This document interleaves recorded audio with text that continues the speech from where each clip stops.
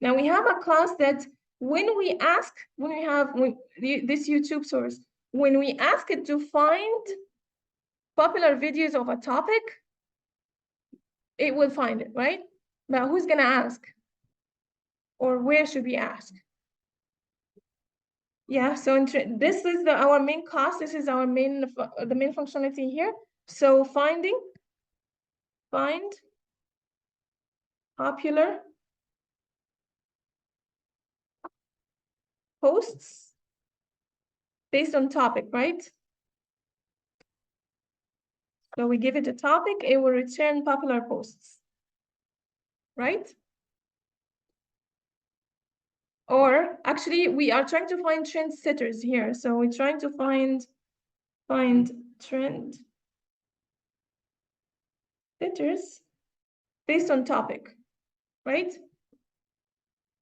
Now, this function can call the finding popular videos and can call the finding other like popular tweets, can find popular posts, okay, inside this function.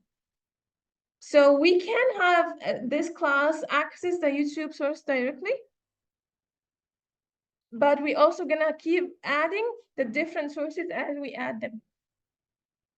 So a good object-oriented way to make it easy to handle this extensibility. So right now we have one source ready, but in the future we're gonna have more ready, right? So instead of dealing with the concrete source directly, we can have a parent class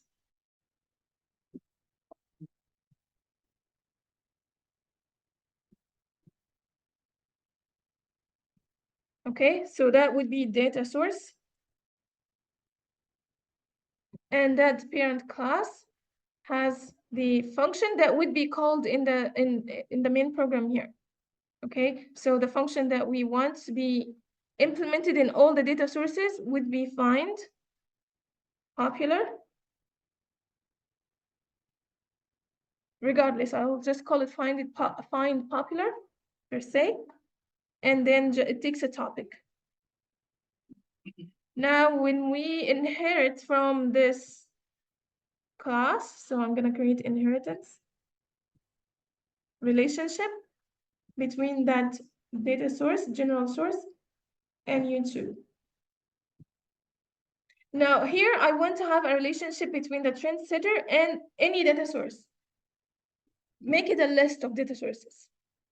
Okay, I am thinking in the term of the parent class. All of them will have a function called find popular.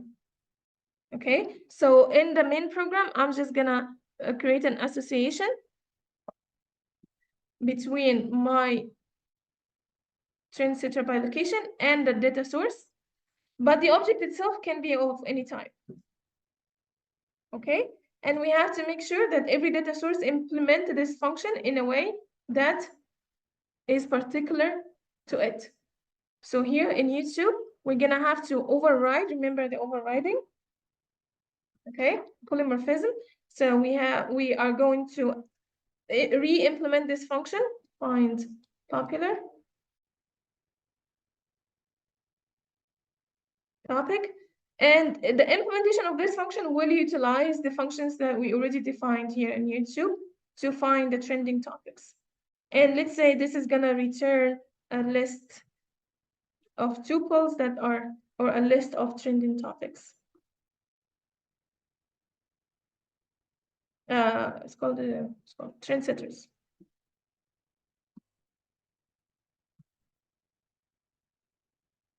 Okay, now YouTube was ready, so we have it ready. And we built our trend setters based on the parent data source. And then later on,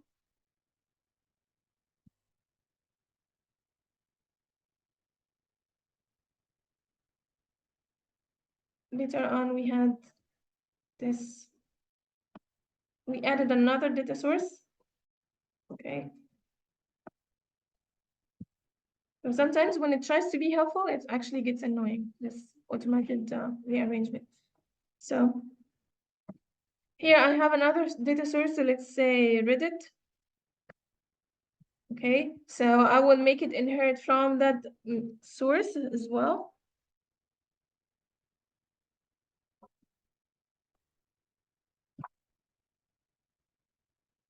Now, in order to make it sure that this code is oblivious to what is happening, it's just we're gonna make sure that we are dealing with any data source.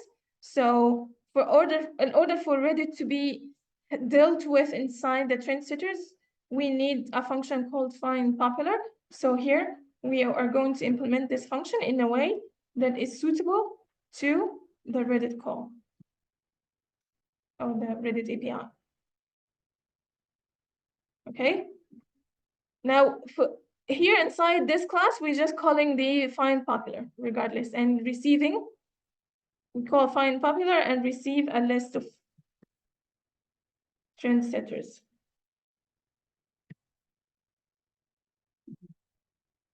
Okay. So whenever we are ready with a new data source, we can just add it as a class that inherits from that. And this code can continue normally. Okay. Yes.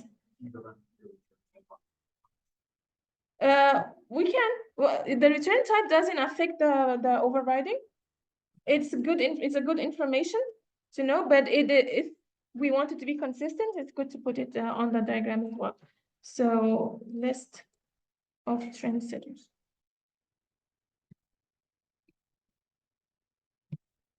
Okay, that's one of the reasons I suggested that you start with YouTube, because at least you have something you know to start with, and you can build your code on it, and then you can add the additional resources later.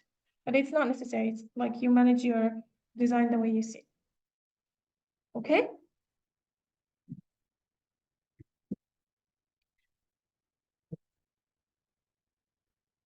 All right, so let's here. So the finding trend setters would be like this. All right, so now how about the topics? Maybe we need to. So here we find the trending topics. Eventually, we might need to update it. So updating is not exactly like finding, because if a trending topic remains, we don't need to redo all the steps that are getting the trend setters for it, right? For example, okay, so we may want to have a update trending topics. Okay, we may want to have a refresh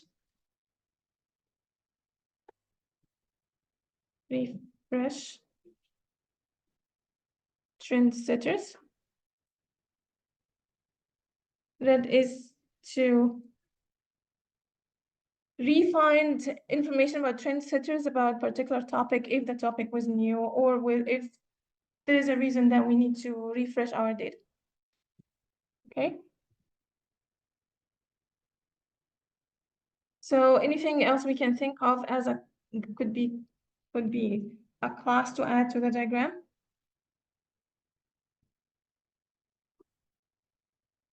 Now, here's something that just came up in my mind. We can have, since all of them would need to create a request, right? And that's one of the risky parts of the code that may change. We may have a function called create request, so that whenever you need to create a request to the API, you call through this function, so that when the request, the way the creation of the request changes, you only change this function. Okay, so we can add create request.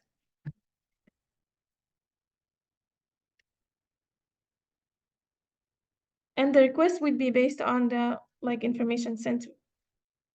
We can add the details later when we get to the coding. Okay, but we want, okay, so this is the reminder. When we get to the coding, we want to isolate the create request so that to minimize the risk. So that returns an HTTP request. Now, the return type in Python is not necessary. It's just a reminder for us what returns. So we see you add to the diagram what you feel is needed, whatever you need as a reminder when you get to the code. Okay, it's not exactly standard. Anything else we need to or could be added to the design.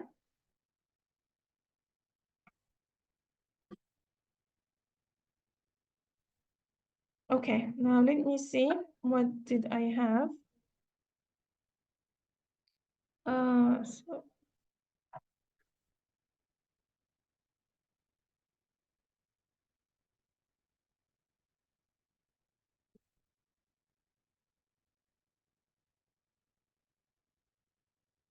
what happened?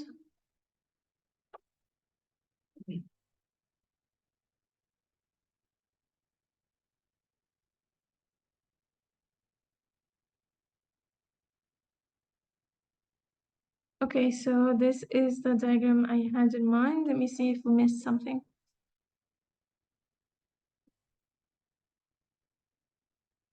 All right, so the way I thought about it before I come here is that the data source will return a list of tuples, and then the trend setters will turn them into, this class will turn them into trend setters. Okay, so that's just a different way to do it. And everything else is pretty much the same.